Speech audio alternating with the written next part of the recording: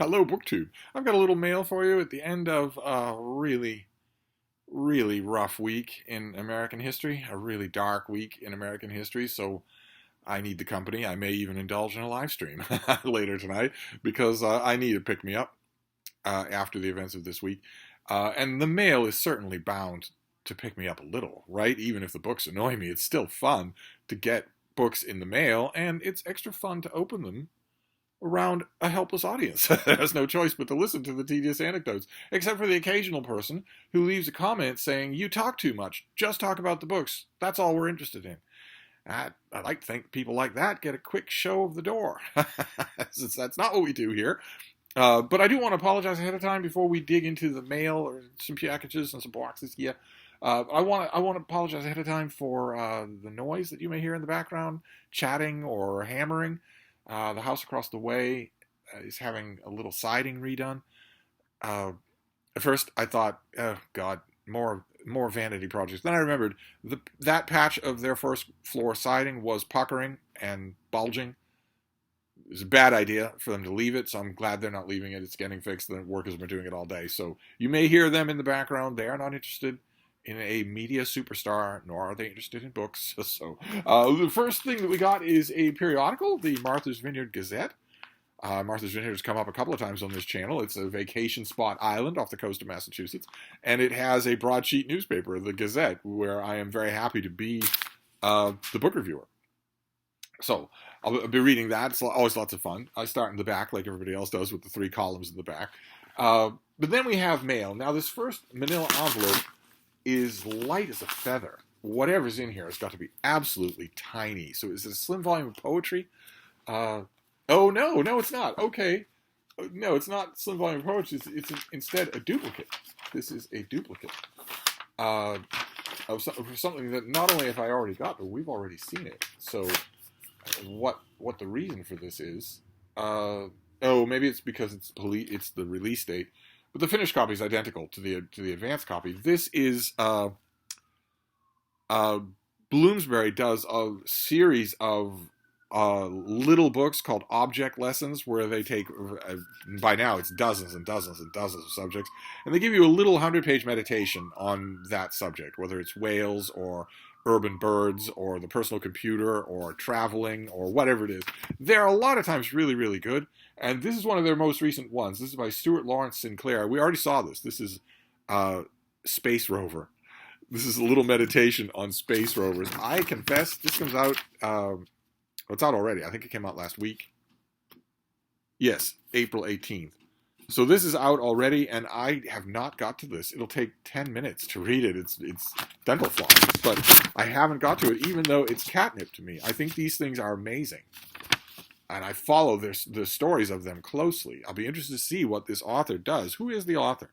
He's a writer and journalist inspired by his late grandfather, a machinist who never attended college, but who went on to help engineer the original LRV. Both his personal connection and extensive time, research, and effort into the deeply understanding this subject have allowed Sinclair to write Space Rover in a way that strikes a balance between our innate curiosity about the universe and our priorities as a society. So I'm totally on board. I feel a little bit guilty that I haven't got to it already. Great, glad to have it. Then this next one, this is the other envelope, and it also is light as a feather. So, but it's not the same kind of packaging. So I don't think that it's another object lessons book. Let's take a look and see. Let's see what could be so tiny here. Still wearing a hoodie. I've still got the windows closed. I've still got blankets at reach everywhere. It just has not warmed up. It just has not done that. This weekend it is going to warm up a bit, but it hasn't yet. Great. Okay, great. I requested this. Oh, this is a tiny little thing. 200 pages. This is a novel by Firat Alani, translated by Adriana Hunter. This is I Remember Fallujah. Look at that cover. Just great. Yes, it is a sepia tone photograph, but there are ways to do that, and there are ways not to do that. This is just wonderful. So this comes out, a long time from now. This comes out in September. What have we got here? This is a debut novel, and it's a work in translation. Great. Is a novel of memory, identity, and generational trauma. Okay, so what have we got here? As a young man in the early 1970s, Rami fled his home to escape Saddam Hussein's dictatorship. In France, he built a new life and had a family, working hard to become a successful immigrant.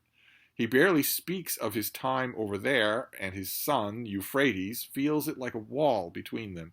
When the now elderly Rami is hospitalized with fatal cancer, Euphrates sees his last chance to learn more about this enigmatic man and himself. Shifting between past and present, this book brings to vivid life Rami's coming of age in a land devastated by violent conflict. So we do learn the story. Okay. His memories of the city, which became a stronghold for Hussein's Ba'ath Party, reveal the courageous acts of resistance as well as the complex loyalties of left-wing Iraqis fighting against a brutal Arab nationalist movement. And where Rami's amnesia has erased his exile, the character has amnesia, Euphrates seeks to fill in the gaps with memories of his childhood in Paris and visits to a changed Iraq that will unearth key facts. So this is obviously autofiction, right? Because there's no way that you could do the research and then inhabit your characters and write this yourself. There's no way. So let's see.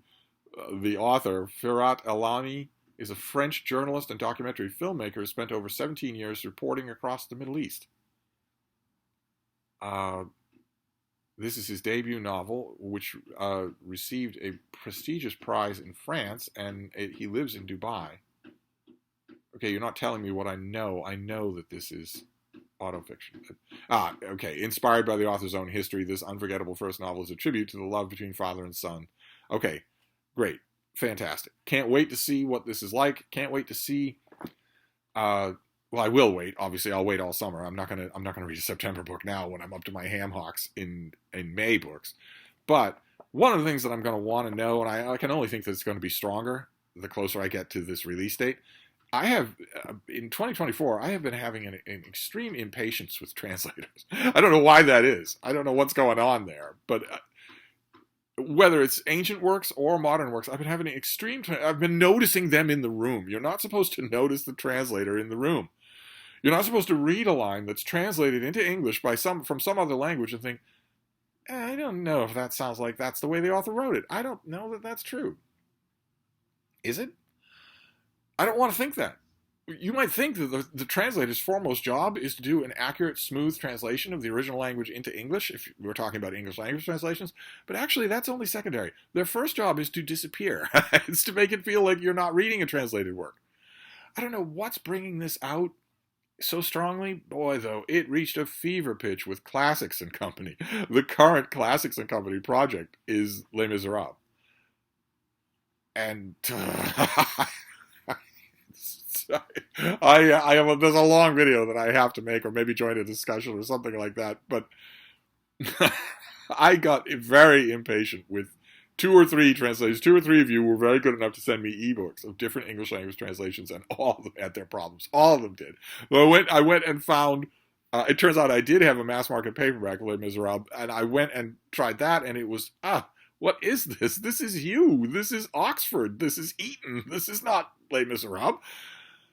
And then I went to the original and started reading the original for the first time in, I don't even know, 50 years. And all the translations are better. They're all better than the original. Victor Hugo is such a bad writer. He is such a boring, flat, one-dimensional, predictable writer. I was blaming the translations for when I should have been laying the blame a lot closer to home. And that, I guess, that got me all stirred up with questions of translation and whatnot. And now it's all I can think about when I read a translated work, which thankfully the American new release market has a lot of translated literature now. It's not like it was 30 years ago. So I'm encountering a lot. I'm glad those works exist, but I'm encountering a lot more, which kind of defeats the purpose of reading translated literature. I love the adventure of translated literature. I love the adventure of what a translator is doing with the target work. Even if I can read the target work, I still collect the translations. I'm still interested in that process, except 2024 seems to be putting that through the ringer, which is not good. But anyway, we'll see. I will get to it a long time from now. So then we've got the boxes, and it's possible that the boxes are also thin. But it's possible that the boxes are far more current stuff. A lot of times publishers will just put a finished copy in a box. So let's see. Nope, this comes out in October. Oh my, okay. Do we have a sheet for this? I have an invoice. No, I don't. All right. This is by Jason Steffen, and it is called Hidden in the Heavens: How the Kepler mission's quest for new planets changed how we view our own. It is going to be almost impossible for me to resist reading this early. Almost impossible. Not a long thing. But this doesn't come out until October, but it's all about NASA. If it's about NASA, how am I not going to read it now? Let's read the description here. Are we alone in the universe? That's the opening question. I think we almost certainly are, in terms of intelligent, self-regarding, technological species. We're certainly not alone in terms of life. I bet we're not the only life in this solar system. But I think the challenges, the Fermi paradox would say the filters, necessary to become an intelligent, technological manipulating, advanced species, I think those filters are almost infinite in number. I think you have to win the lottery 100 times in a row for that to happen. I could be wrong, of course, but I think that is the case. I think that intelligent, self-regarding, technology manipulating, advanced species are almost unknown in the entirety of the universe. I think the odds are against it, to put it mildly. But I'm sure that the question here is referring to all the other species in the United Federation of Planets. I'm sure that that's what's being said here. It's a fundamental question for Earth-dwelling humankind. Are there other worlds like ours out there somewhere? Well, we know that there are other worlds like ours. That's not the same question, right? This book, the author, a former scientist on NASA's Kepler mission, describes how that mission searched for planets orbiting sun-like stars, especially Earth-like planets, circling in Earth-like orbits. We found thousands of them. What the Kepler Space Telescope found contradicted centuries of theoretical and observational work and transformed our understanding of planets, planetary systems, and the stars they orbit. The Kepler mission discovered thousands of planets orbiting distant stars, a bewildering variety of celestial bodies, including rocky planets being vaporized by the intense heat of their host stars, super-Earths and sub-Neptunes with properties simultaneously similar to and different from both Earth and Neptune, gas giants several times the size and mass of Jupiter, the planets orbiting in stellar systems that had only been imagined in science fiction. Actual Madripoor, science fiction concepts like an Earth-like planet, only that's several times bigger than Earth. Those have been found. The author was part of the team behind the Kepler mission. It was, he says, the opportunity of a lifetime to work in the most exciting scientific field on the most awe-inspiring mission. He offers a unique inside account of the work of the Kepler science team, mapping the progress of the mission from the launch of the rocket that carried Kepler into space to the revelations of the data that began to flow to the supercomputer back at NASA. Oh my. This is going to be almost impossible to resist. And the two of them together, I mean, you've got these two together, that's going to be almost impossible to resist. One of them I don't need to resist, because I long since should have gotten to it. But this other one, well, there's no law, right? There's no law that says I can't read it now. It's not long. It'll take no time at all. And then we'll do this second box, which is also small. So the behemoth that I'm always looking for. This is not going to be that. What have we got here? Oh, great. Oh, what a cover. Right, the cover is also a black and white photo, but in this case, I don't see how you could resist it. This is by J.E. Smith, and it is called Mary McCall, The Rise and Fall of Hollywood's Most Powerful Screenwriter. How is that for a cover? She's got the glass of port or wine or whatever it is, the manual typewriter, the Mearshaw's pipe, the gigantic dog, that look on her face. How you can resist that? So I don't have a sheet for this. So let's just read what this is. This comes out in mid-August. So again, none of this stuff except for the space rover is anything I need to deal with right away. Screenwriter, novelist, and labor leader, Hollywood insider, and feminist, Mary McCall was one of the film industry's most powerful figures in the 1940s and early 50s. She was elected the first woman president of the Screenwriters Guild after leading the fight to unionize the industry's writers and secured the first contract guaranteeing a minimum wage, child protection, and pay raises. Her advocacy was not welcomed by all. To screenwriters, McCall was, quote, an avenging goddess. But to studio heads, she was, in the words of one Hollywood executive, the meanest you-know-what in town. And after a clash with Hollywood mogul Howard Hughes in the blacklisted era 1950s, she disappeared from the pages of Hollywood history. The author tells McCall's remarkable story for the first time, putting the spotlight on her trailblazing career and crucial influence. She explores McCall's life and work from her friendships with stars such as Bette Davis, Humphrey Bogart, and James Cagney to her authorship of the hit Maisie series about a working-class showgirl's adventures.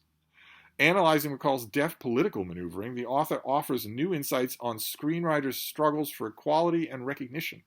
She also examines why McCall's legacy is unrecognized, showing how the Hollywood blacklist entrenched sexism obscured her accomplishments. And the author is a professor of history at the University of Warwick. Great. Fantastic. Absolutely fantastic. Biography. Always nice to get a biography in the middle of People April. So that is our mail. We have Hidden in the Heavens about the Kepler mission. We have a biography of Mary McCall, the first one ever, I gather. We have I Remember Fallujah, a debut novel in translation. And we have Space Rover, part of the little object lesson series that has, I wonder if this gives me a list of all of them. There have been so many of them, and a lot of them have been quite good. I used to have a whole shelf. Oh my God. Okay, there's 100 of them. I thought there were dozens. There's 100. Dust, drone, driver's license, earth, stroller, swimming pool, traffic, tree. There's a lot. And they vary. I should go through that list and check off the ones that I've read that are really good. But anyway, that is the mail.